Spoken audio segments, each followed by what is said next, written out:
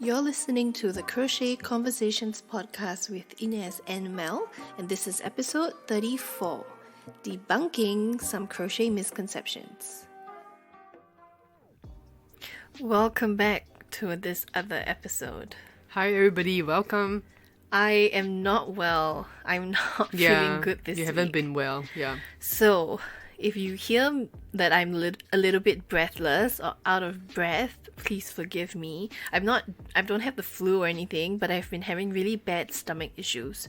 I've just been nauseous all week, so it's been such a nightmare. Yeah, tiring, right?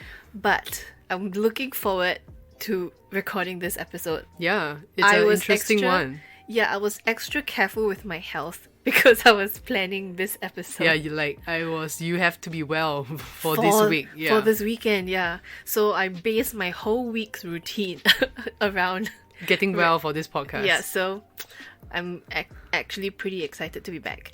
Okay, so in this episode, I think that this is something that has been brought up. It's not really a question, but it's something that has been brought up to us over time, I think. Yeah. And it's one of my biggest pet peeves. Would you say it's a pet peeve? I think, yeah. It's when people don't know what crochet really is. Right. And they attach some sort of misconceptions to it. Yeah, without any proper explanation or, reasoning or what. Or what's worse, if they know a little bit of crochet. Right. But then because of that, they feel like they know a lot and they're suddenly in this whole world and they spew nonsense about what crochet really is. Right. And I think that really bothers me. So I think that since, we're starting the year on the good footing, I thought this would be the perfect chance to debunk some of these crochet misconceptions. And some of you guys who are listening who are more experienced crocheters, I think y'all would agree with me. Yeah. And if there's anything that I missed out, you definitely need to comment and clear the air for all of us crocheters out there. Yeah, as well as all you new listeners that are joining us. Yeah, maybe this could give you guys an insight into what crochet Even really is. If you're a beginner crocheter and you yourself, I'm guilty of having some of these misconceptions at the beginning. Yeah, that's true. I'm so out of breath. I feel so out of breath today. Okay, let's take some breath. Yeah. I'm going to take 5 and then we're going to jump into point number 1. Right. So, point number 1 is that experienced crocheters crochet faster. And I don't think that's true at all. Okay. And I think that experienced crocheters, it's not really about the speed that we work at, but rather the consistency of our work. But I think that's one of the biggest things that or at least that's one of the comments that I receive most of the time. That you crochet really fast. That, when I'm crocheting with somebody or with someone in a class with me, or even just a friend, right? Because my best friend, I taught her how to crochet, so sometimes we crochet together. And sometimes I get comments saying, oh my god, you crochet so quickly, you're so fast with it. I can't wait to get over this learning stage so that I can be fast too. Right. But then it's not really about the speed, because, and I think in general, what makes an experienced crocheter appear like they're crocheting faster is just the confidence they have in completing a stitch or a row. Would you think it's because of how familiar you are with the stitch as well? I think that's a huge part. Right. So if I had to do a row of say the double crochet for a full row, and let's just give an example, okay? Maybe I need to complete a row of 30 double crochet stitches. I'm not spending time thinking, and I'm sure all of you experienced crocheters will agree with me. We are not spending time thinking about each stitch. Right. We're not going, okay, yarn over, go in, pull up a loop, 3 loops my hook, yarn over, pull. Yeah. We're not doing that. Yeah. And I think, we may pause in between, but there is a sense of confidence and understanding to which we apply to when we crochet. Yeah, because you know what you're doing, right? Yeah, and the actual act of crocheting itself, we are not doing it any faster. You know what I mean? I understand that. I could be crocheting at the same speed as a complete beginner, but have a more, uniform piece of work, and that's something to do with experience. Right. And, experience doesn't bring about faster crocheting. Yeah, okay, I see what you mean. Maybe it's because you look so smooth, right? The way that you're doing it, maybe it looks like you're going faster. I I think a lot of the times they look at what I'm doing, or an experienced crocheter, if there's a beginner looking at you working, they tend to include all the pauses that they give. So as a newbie, right, as I'm crocheting, I'm pausing to think, and all that pauses put together, all that double questioning yourself increases the time of your work. But it's not actually that you're crocheting any slower or faster. Yeah. You know, so there was once this experience, I don't know whether you remember this, but we were at this event here in Singapore called Public Garden. Mm-hmm. So Public Garden is like a curated arts market from the region. So it's a regional art market that takes place in Singapore 3 times a year. Right. We haven't had this in the past 2 years because of COVID, but prior to that, there was one experience I remember. This girl, she was walking past our booth or our stall, and she looked at our work, and her friend said, "Oh, you crochet too." So she went, "Oh yeah, let me look at it." And she walked up to us, she picked up something, she thought about it for a moment, and she said, "How long did it take you to crochet this?" Okay. So I said, "Oh, about, an hour." Because I think it was like a small pouch or something. Okay. So I said, about an hour. And she gave a face. She was like, Then she put it down. And then her friend whispered to her, "You can be faster, right?" And I'm thinking, that's a really weird statement. Right. Because just because I know how to crochet, I'm a professional crocheter, it doesn't mean I do it any faster. Yeah. Okay. Yeah. And I just think it's funny, And one of the biggest questions I think new beginners would ask me is how long I take to crochet. Right. I guess if I'm the one that's wanting to finish or complete a project, that would be important to me. Yeah, but how fast you finish, it's got to do with willpower and not really skill. Yes, correct. You can finish a project really quickly, but have it, you don't mind the loops and the bumps and the gaps in between. Yeah. You don't mind it. And sometimes having an inconsistent piece of work adds to the look. Yeah. Like the grandma chic look. And it adds to it. And so how fast you finish crocheting. It's not really about an experience. Yeah. How correct. experienced you are. Yeah, I totally get that. One more event that happened was when we had our radio interview. Do you remember our radio interview? I think it was last year. Yeah. One of the radio DJs was asking me, okay, so if I were to do, this, how long would it take? And I said, maybe about 2 weeks. And this girl, I think it's one of their producers who decided to join in on our interview. So it's like us, 2 of the radio DJs, and 1 producer. Yeah. So she joined in and she was really excited for that episode because she crochets as well. Yeah. So she was in the middle of crocheting a granny square cardigan. Yeah. Right? I remember that, yeah. And she was complaining that it's like 100 squares. I've calculated. I need about 100 squares. So one of the DJ turned to me and said, "How long would it take you to finish this?" Yeah. So I said, about 2 weeks, I think. He said, "Oh, that's not too long. How long would you take?" And then the producer said, "I think also about 2 weeks." And then they're like, "Oh, okay, so you're on par then." And I felt like I needed to explain that it's not about how experienced you are, but it's, somebody that crochets really, really well could also do so really, really slowly. Yeah, exactly. And I think I'm someone like that. Yeah, with the number of whips that you have, yeah.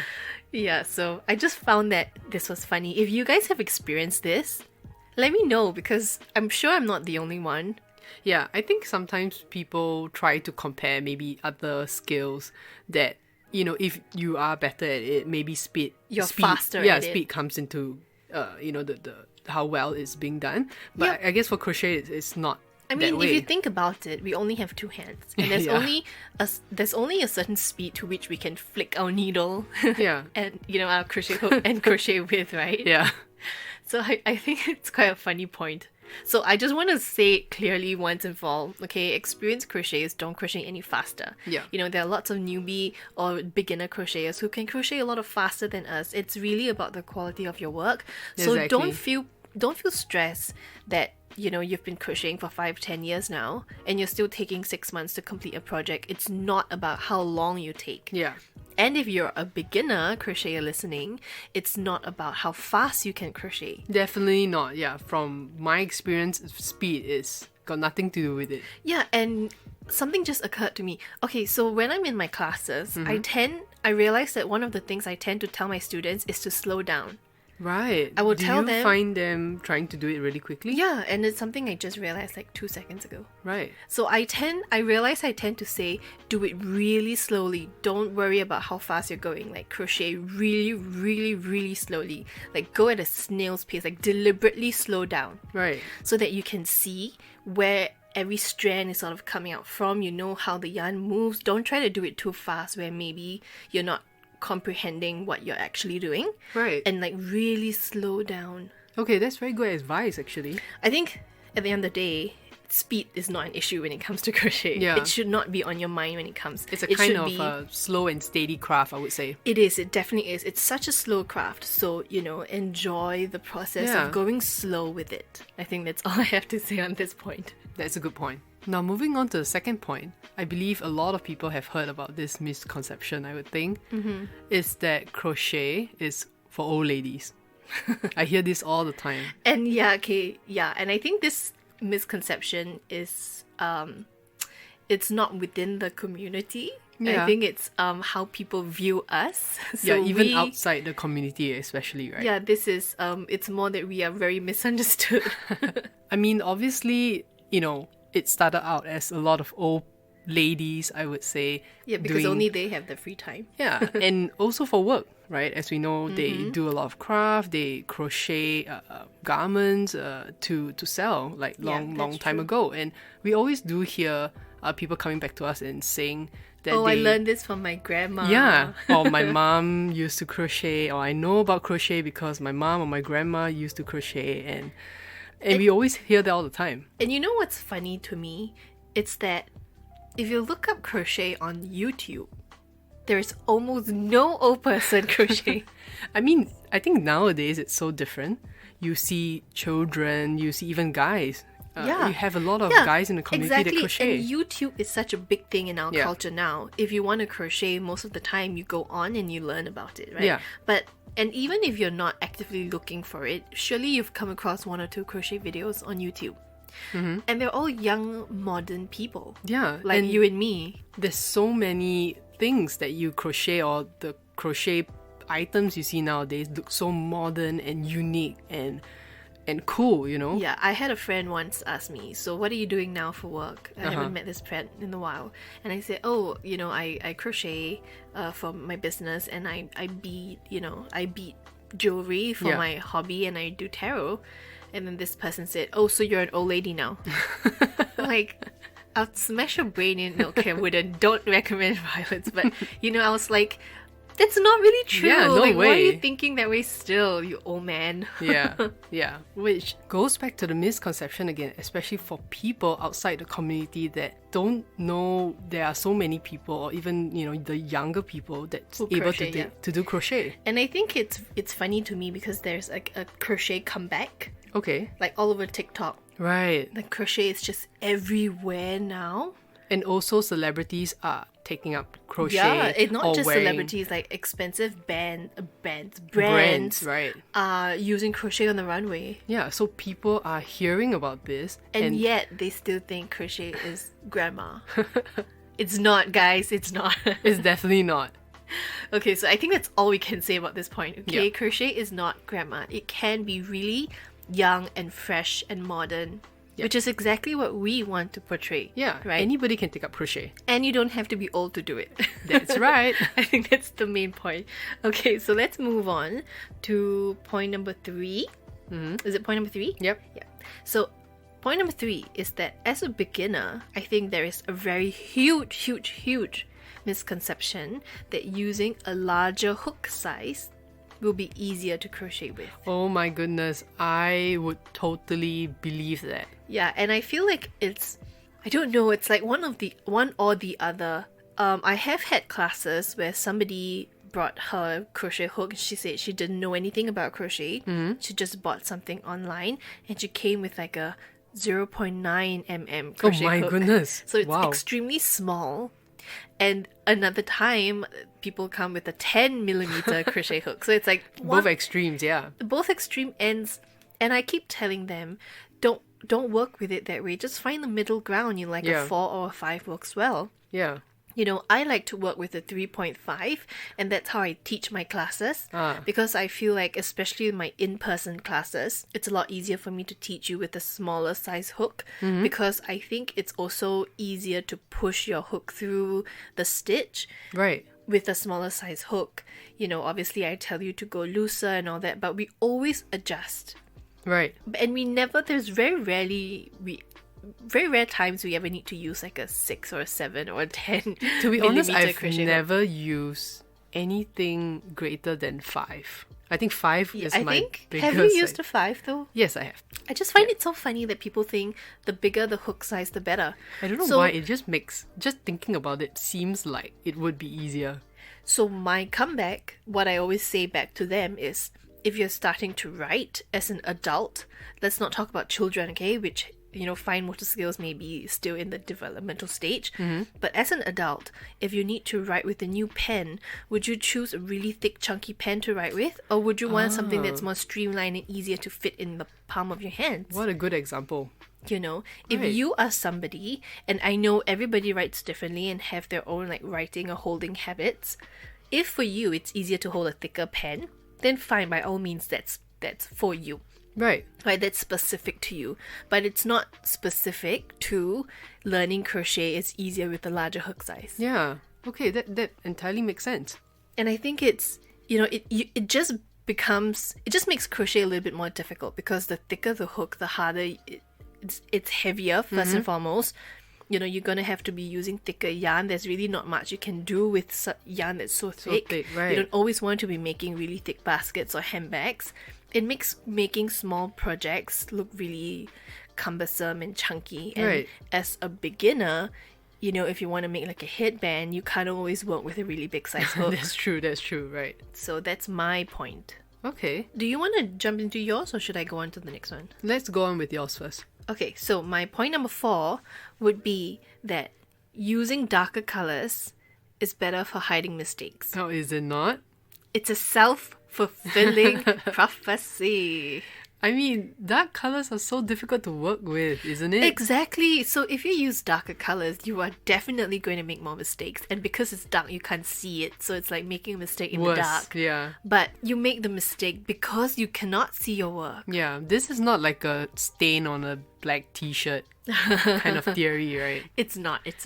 So the reason why I've added this to the list is that when I'm telling like new students who say purchase a package of classes from me, and before they attend their first lesson, they ask me, like, what do I need to prepare for the class? Yeah. And I say, get yourself some yarn. If you want to do any projects, get yourself some, something to work with. Right. And they almost always say, okay, so I would choose maybe like a navy blue or like a dark brown. And then I'm like, oh, no, let's try not to go that dark. Let's maybe do like a bright blue or like a nice green or like a yellow works. And they always give that confused look, like, wouldn't it expose all my mistakes? Right. It's like, that's the point. You want to see your work. You want to see all the mistakes you make. Yeah. So that you can correct them. If you start off with a really dark color, you're just not going to be able to see anything. And stitch definition in crochet is so important.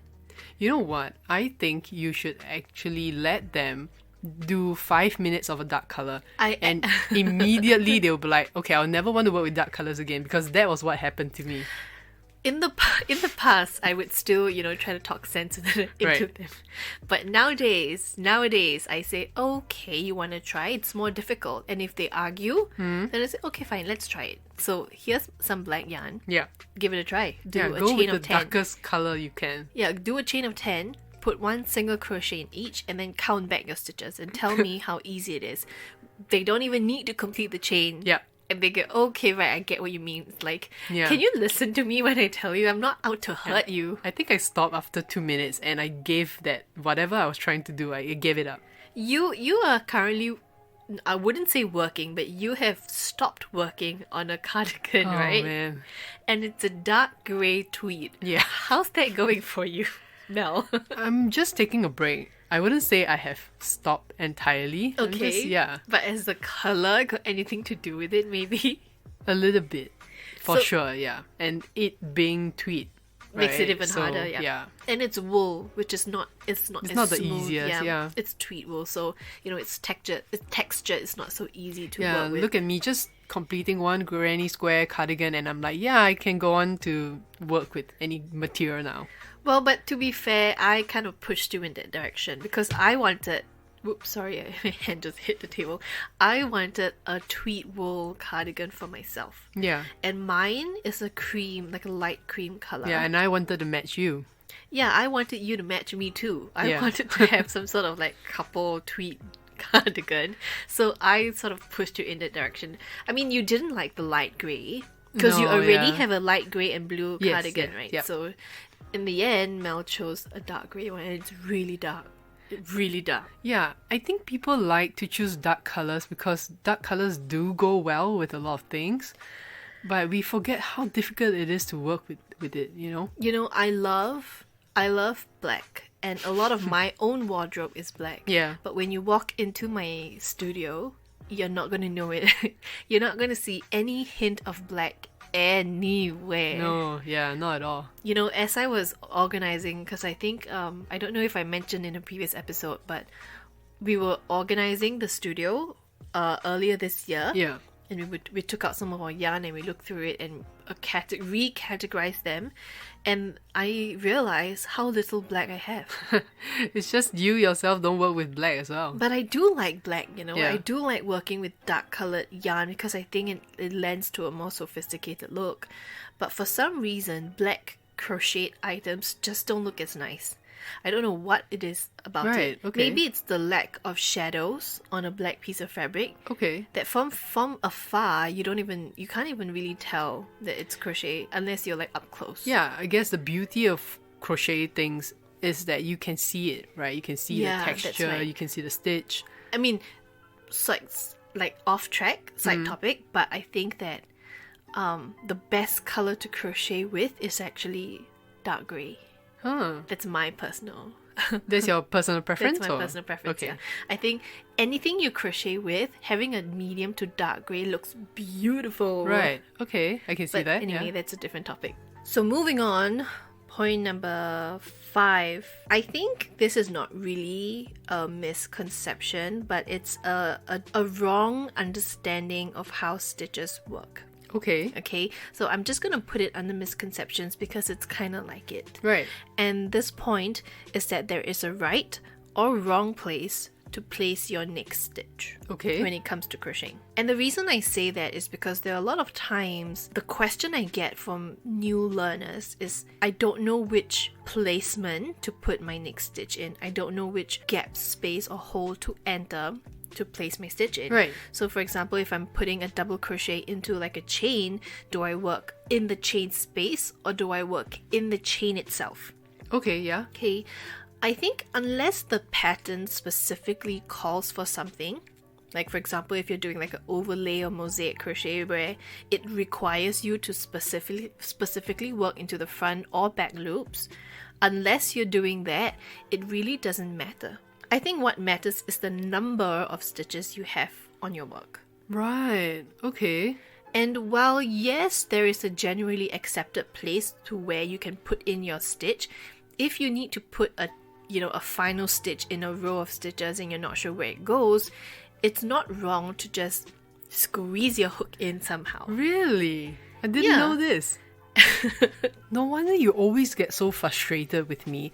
Every time I ask you, so can I just check again one more time? Do I put it inside like this? No, I get hole, or- frustrated because you ask me, can I check with you like a million times? But now that you mention it, I think I do stress out a lot About on where- on where I should put my next stitch in. Yeah, and I know this because I remember very clearly a point in time where I felt that way too. Right. And I was very confused as to, when I look, recognizing stitches by sight was not something I was good at Right. when I was first starting. So when I would watch YouTube and they would tell me, you see this bar here and you see this bar there and you go under this bar, and you go under this stitch, pick up 2 stitches, you see this, you see that.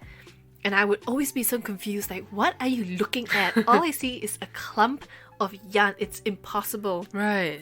I don't know what happened, but that understanding dawned upon me suddenly. It's like as I was crocheting one day, it just hit me like, oh, I get it now. I don't know what switch, so it's very hard for me to pinpoint. So what I usually tell my students is just practice, and with time you will get better at recognizing the stitch. Right. But ultimately, if you know you're lacking one stitch somewhere, you can just try and squeeze it in place. If it doesn't affect the final shape.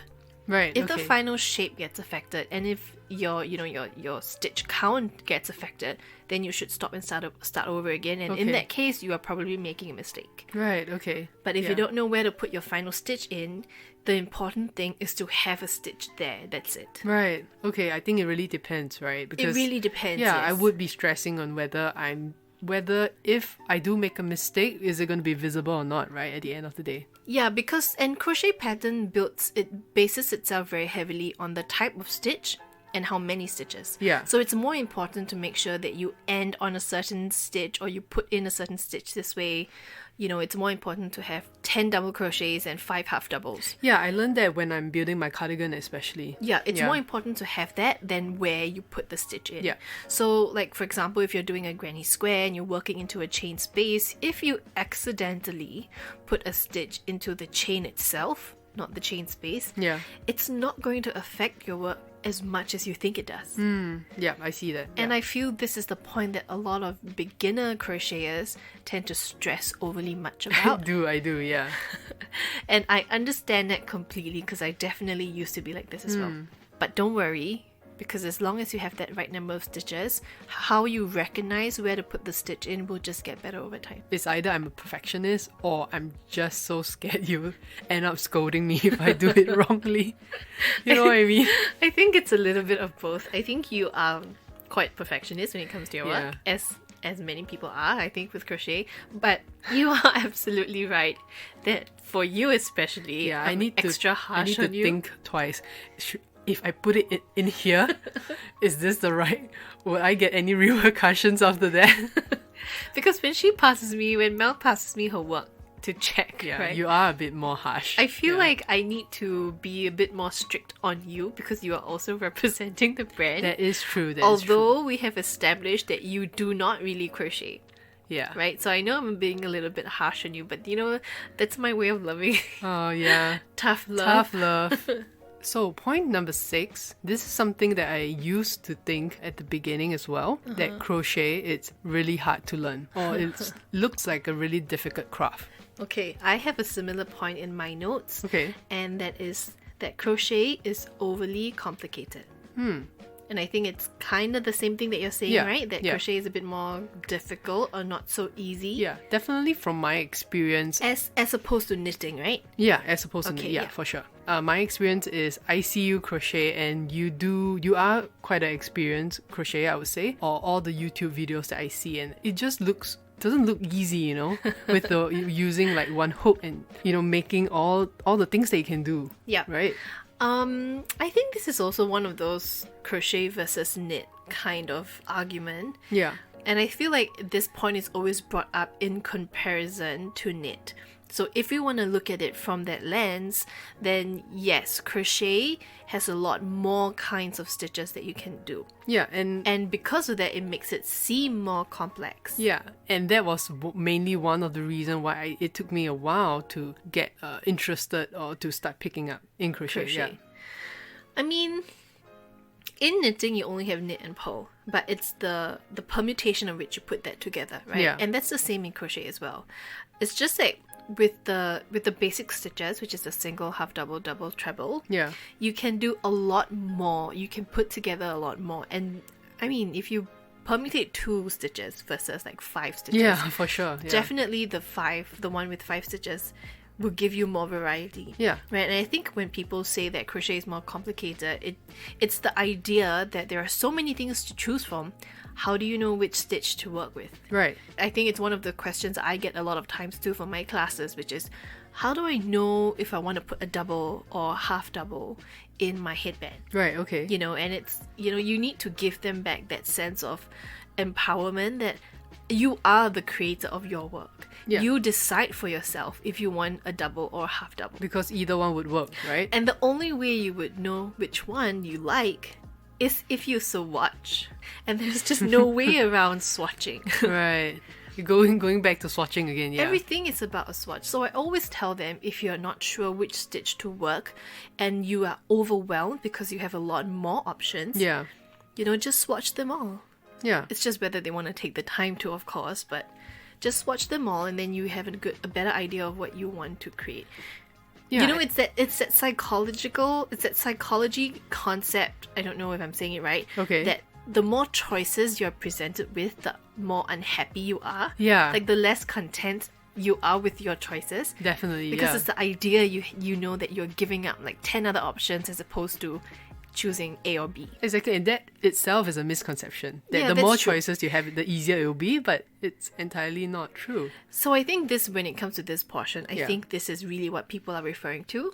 Because there really is no science that says crochet is more complicated. Yeah. If you're talking in terms of more forgiving, then definitely crochet is more Crochet, forgiving. yeah, correct. You can rip out mistakes and do it again. So in that regard, shouldn't crochet be seen as less Easier, yeah. complicated, Yeah, right? but I guess that's where the misconception comes in. Yeah, that's right. Okay, with that out of the way, let's move on to point number 7. Mm-hmm. And I'm not going to go too deep into point number 7 because I have a full-on episode coming on it. Uh-huh. Okay, and this point is that crochet can be machine-made. Oh, It cannot. It definitely cannot. definitely not, yeah. And what you see on the market is really in quote-unquote embroidery imitation. Right. And there are no real crochet machines out there. No such thing. Yeah. And, websites like, those fast fashion websites and like Shein and whatever would label anything that's really lace related as crochet.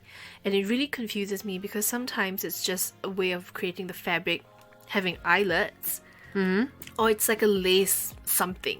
That's definitely not crochet, right? It's definitely not crochet. And in the first place, if it's mass-produced anything, there is no such thing as a crochet machine. Yeah. I mean, there is a machine out there with the name crochet and knitting machine, but it cannot really crochet. It's just in the name alone. Right. But I will be having another upcoming episode where I talk really in depth into this because Yeah. I think, especially with crochet being a trend nowadays, Yeah. you can walk into any of the, big box stores like H&M or whatever and see lots of crochet things for really cheap. Yeah. And I think it's really detrimental to the crochet and knitting community who spend hours and hours and weeks and months into creating a piece of something, garment, whatever it is, and not be paid fairly for the effort they put in, for Yeah. the artistry that they give to the works. Yeah.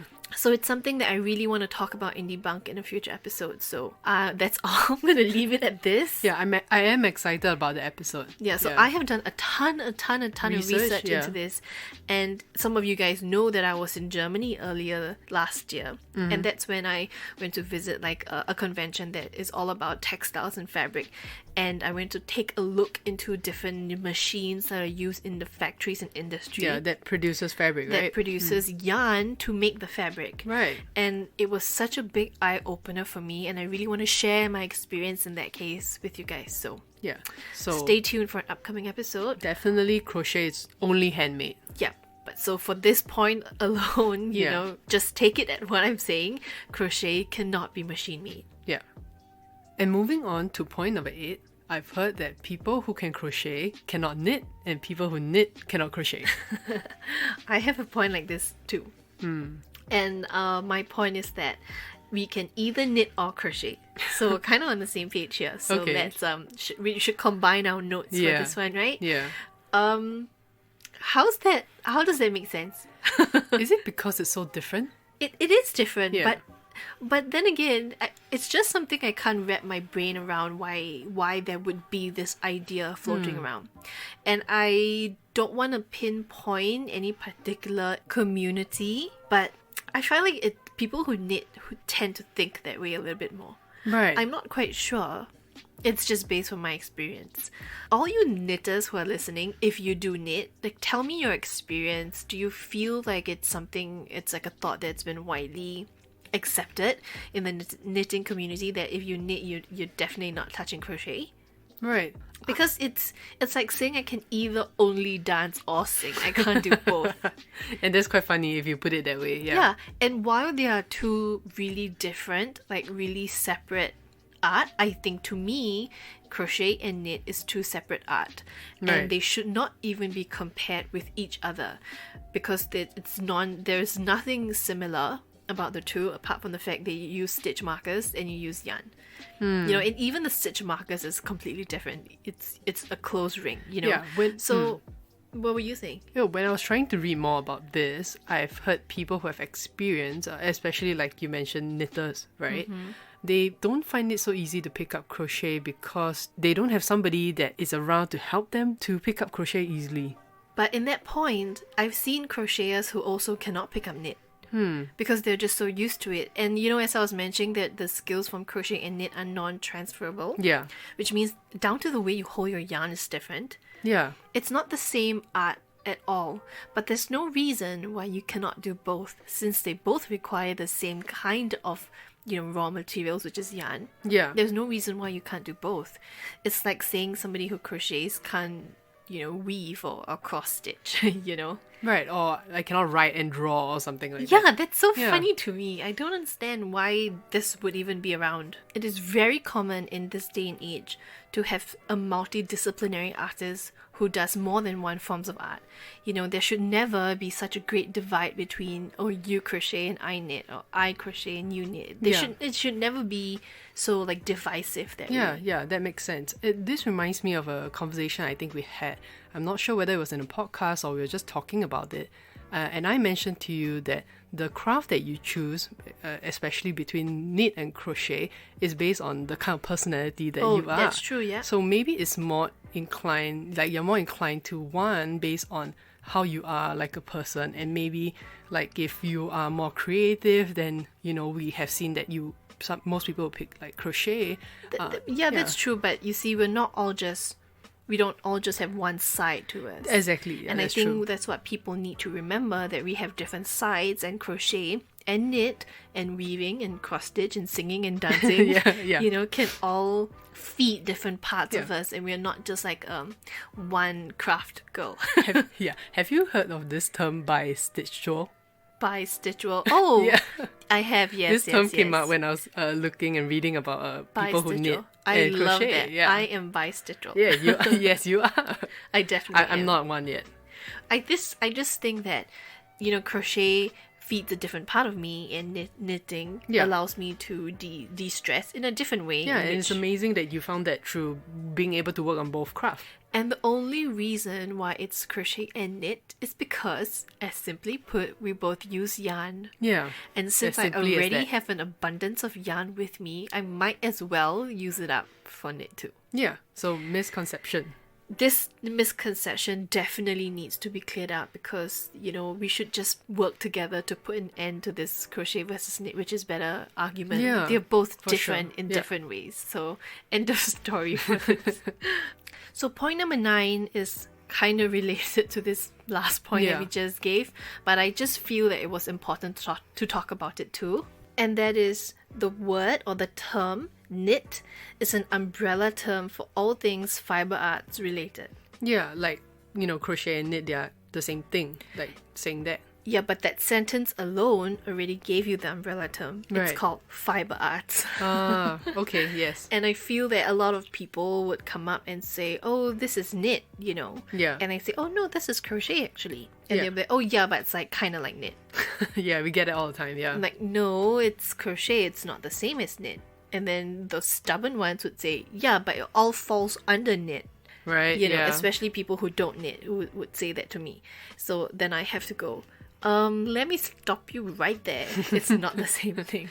You know, if you're talking about all in the world of fiber arts related things, then it's fiber art. That's the umbrella term. Anything that requires working with fibers, like yarn that's like wool or cotton or acrylic, anything to do with fibers. So this could go down into cross stitch. Yeah. You know, or Weaving, right? tapestry weaving. Yeah. And would you ever say weaving is knit? You wouldn't. And Yeah, that's of course not, offensive yeah. to knitters too, you know? Yeah. Don't take their work and classify it wrongly as something else. Yeah. You know, so I think this is a really short point, but still an important point. Yes. That not all things that work with yarn is just naturally classified under knit. Yeah, just because it's so common and you see that, you know, all the time, or that's like the universal term that people, you know, say. Yeah, and in fact, I see more and more crocheters and knitters who are starting to call themselves fiber artists. Yeah, I think that's a great term to use. You know, and I think it shows a better understanding of how the craft is evolving with time. Yeah. And moving into the modern generation, because it really is the case, you know, with all the leftover yarn that you have, you could well use it, you know, the leftovers for your weaving. Yeah, And for create sure. like a zero waste kind of woven, like placemats or whatever. You Yeah. know, that could totally be done. So in that case, are you a weaver? You're not exactly a weaver, but you do dabble in weaving. So, you know, the word should multi-fiber yeah. artist, I think it's like so appropriate. Yeah, so I should start calling you a fiber artist instead then, right?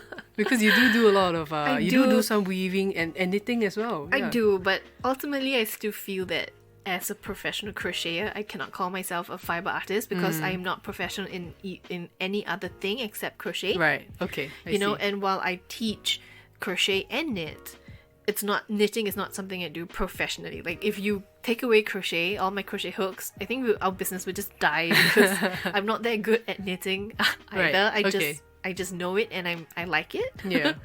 So I'm not quite ready to embrace that fiber artist name. Yeah. But there are many people out there who do, and I think that's wonderful. That's like bi-stitchable at its Yeah. you know, most amazing. We really got to change this misconception around that. Yeah, we really should.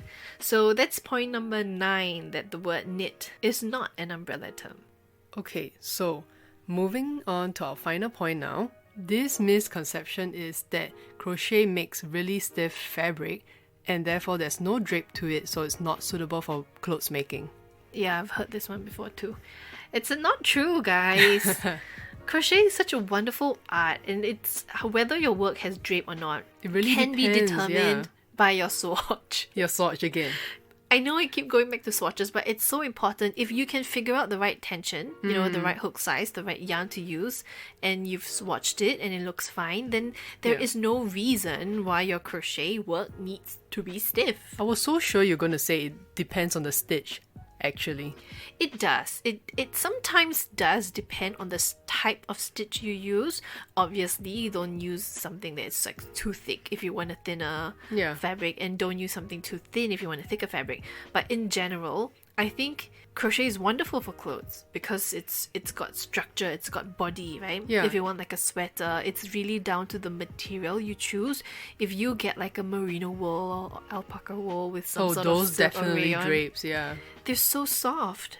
And Yeah. somebody who almost now exclusively wears all my crochet clothes, I can tell you firsthand that's absolutely false. Yeah. I will say though that because crochet is more textured than knit, you naturally get a piece of fabric that's a little bit thicker In comparison to knit, in right? comparison to knit, but there's no reason to equate a thicker piece of fabric to something that is stiffer Yeah. with no drape. It's really down to you figuring out the right material, the right yarn and hook size, and then everything else is fine. Yeah, we It's did- not such a yeah. big problem, I think. We did go quite in depth about this in our episode talking about crochet versus knit, I think. I think we did, yeah. Yeah. It's one of our previous episodes we did where we really did try to break it down as fairly as we yeah. could. Yeah.